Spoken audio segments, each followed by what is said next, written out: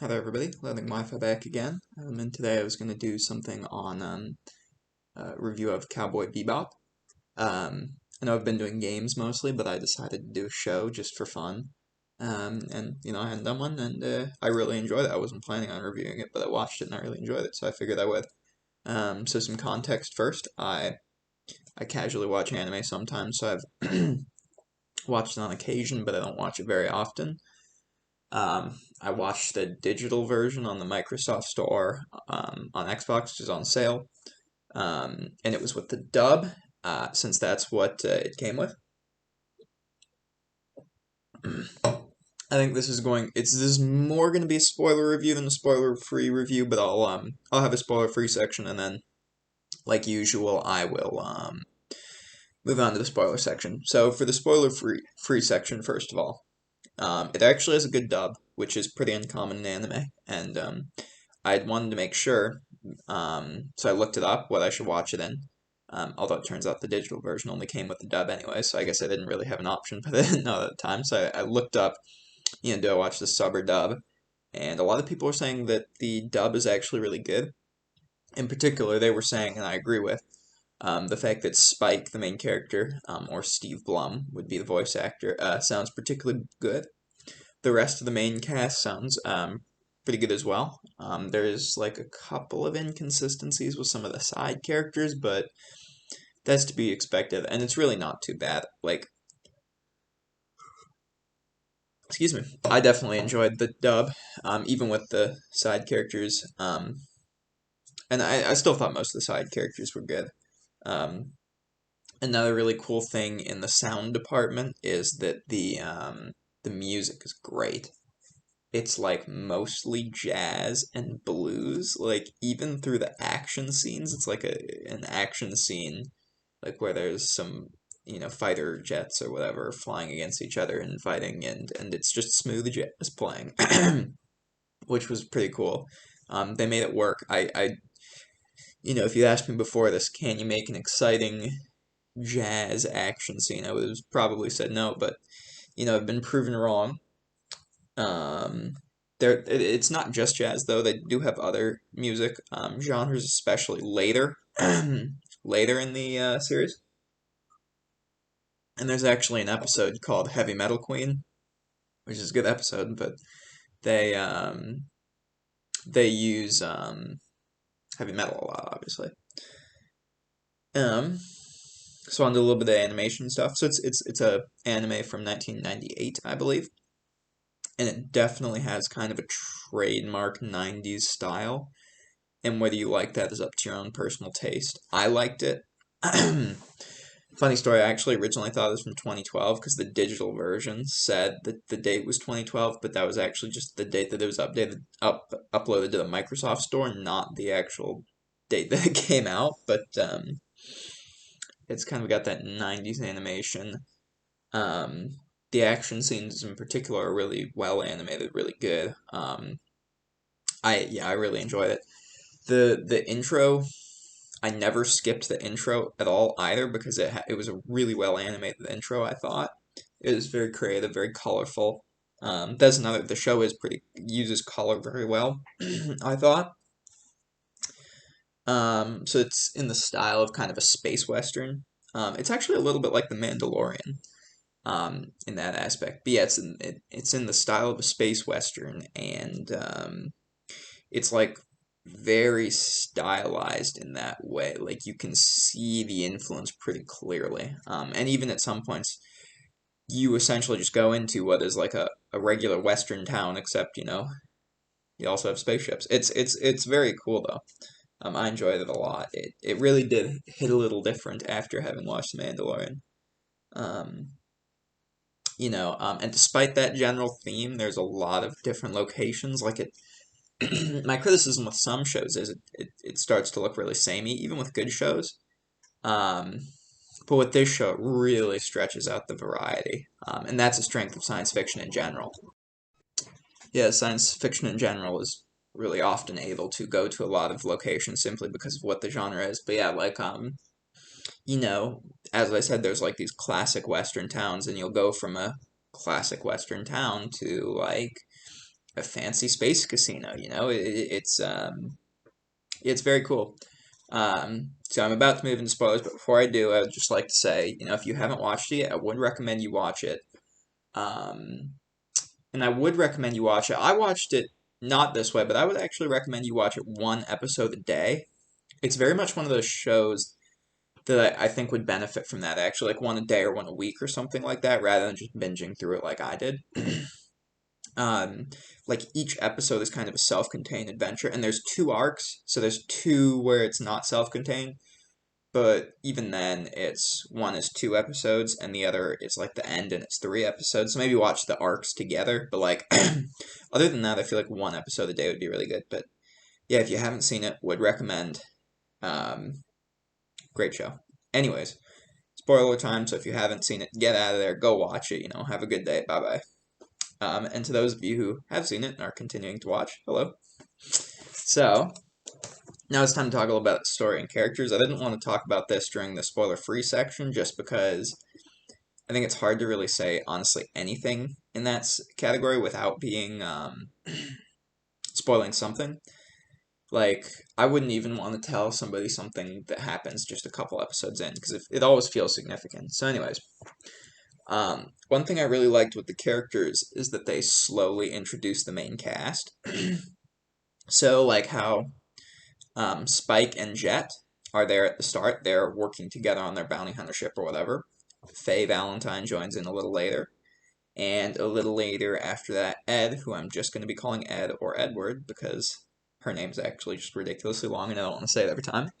But Ed joins, and I like that they spaced it out that way because it gave you time to appreciate each character and the dynamic they had with other characters before throwing somebody in that would change that dynamic, change the way that it plays out. Or just that there's not too many characters. Sometimes in shows or books or whatever, such a large cast of characters is thrown in all at once that it sort of takes away from each individual. But I feel like they did a really good job with this. Like the last character doesn't join until like I think like halfway through the series or something. Like it's long. Ed is the last one to join.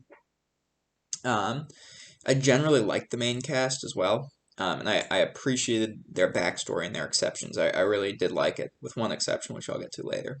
Um, so Spike, obviously the main character, looking he was looking for a woman of his past who he had a relationship with, and that's kind of his backstory stuff that he does. He's also involved with a triad. It was very interesting. I liked kind of how he pretended not to care, pretended but then whenever she got involved, he was like, "All right, let's go." He suddenly jumped into it, and it was a bit of an interesting contrast. I like that. Um, there's Jet, the former cop turned bounty hunter. I thought he had the weakest backstory on. I didn't think he was the weakest character. I really liked him as a character, but specifically his backstory felt the weakest, just because it was the most generic. Not necessarily generic, but I don't think it explored well enough why he left. Like all of the other ones, everybody else's backstory, obviously, they're no longer in that situation. They left and they're a part of the Bebop now, which is the ship. And it does a pretty good job explaining and giving a reason as to why they left, either because they wanted to or because they had to. And Jet, I never really got that feeling. Like he just kind of did leave, and it didn't really.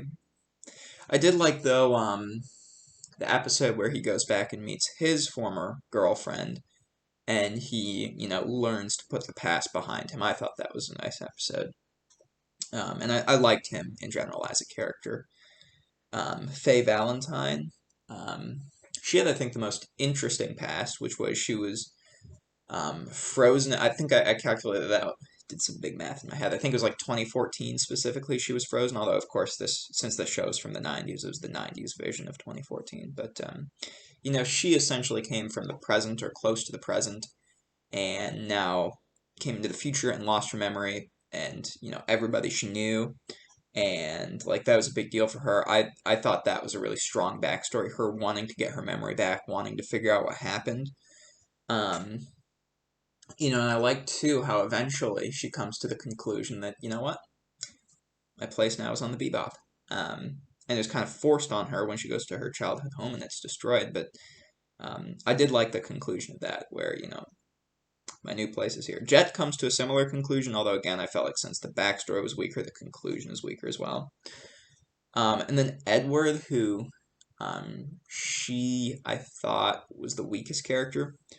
Um, so she was abandoned by her father, which is a realization we come to later in the series.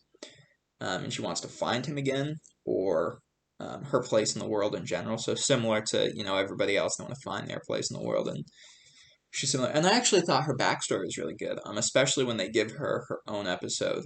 And it was very sad when she meets her father, and then he just like kind of forgets and goes off to go do something. And I thought the conclusion was going to be, oh, my place is actually on the Bebop, like Faye had come to, or like Jet had come to. But she just follows him, which felt really weird because it's like he just kind of ditched her, and she's just like, that doesn't seem healthy. Like with all the other ones, I kind of came to an, oh, that's nice. But with her, it was, or at least bittersweet. But with her, it's like, ooh, that doesn't that doesn't seem good. Um, and I think the main reason I didn't like her character as much is I did like the backstory and the episodes that focused on her. I thought did a good job, but through a lot of the series, she was just like annoying and didn't really contribute much. It was just like it would just cut to Ed being annoying every once in a while, and it had very little relevance to the story. Like all of the other characters, I think were integral to the story, and apart from Ed's own dedicated episodes, I don't think she was integral. I think you could have taken her out, and the story would have played out pretty similarly. Not really worse, even probably honestly better. The other thing is like how she joins the Bebop. It's never really explained why she wanted to join, and like I get that there needs to be some mystery, but it just felt like there wasn't motivation. Like with Faye, there was in the sense that she kind of got thrown in there, and eventually comes to find it as her place. Jet and Spike came together themselves in a way, as business partners, and eventually turned into friends. But Edward just kind of is there, and I don't think Edward ever developed as much of a connection with the rest of the crew either, so it just felt like she was kind of around. Like, I liked her backstory, though. I don't want to be too hard on it. I liked her backstory. It's more just the non-backstory moments I didn't like as much. Flip the page here. Um, so, as I mentioned earlier, it's very much a classic TV show feel with episodes that felt like they were meant to be watched separately and not necessarily binged, because of course this was the 90s. Although, speaking of this was the 90s, I have something I'll get to at the end about that. But yeah, as I said, it reminded me of The Mandalorian. It was a very character-focused story. Like, the actual plot was, okay, and it was there, but like, it felt like it was much more of a character story and about developing the characters and focusing on important things to the characters than it was with an interesting or engaging plot. But despite that, the plot was pretty good. The one thing is, I think it got a little convoluted towards the end with Spike going back to the Triad and doing inner Triad stuff, and it made sense with the woman that he had loved, and then she dies, which was a sad scene, and it was a good scene. But then he just kind of keeps going, and it was like, why? Like, I didn't feel the motivation was there. Yeah, there we go. Apologies for that. But yeah, I, as I said, overall like the plot of the show, even though it got a little confusing towards the end, I thought, although that honestly may have been an issue with me rather than an issue with the show, but eh. um, Despite all that, I did find the ending scene to be really impactful. I thought that was a good scene.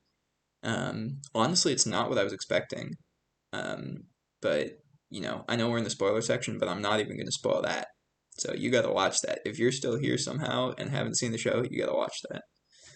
Um, it was definitely interesting that it kind of threw everything back into chaos, though. Like especially when Faye says to Spike, like that she's finally happy to be there, and then he kind of just like bye. That was kind of sad. It was like a well made sequence of scenes.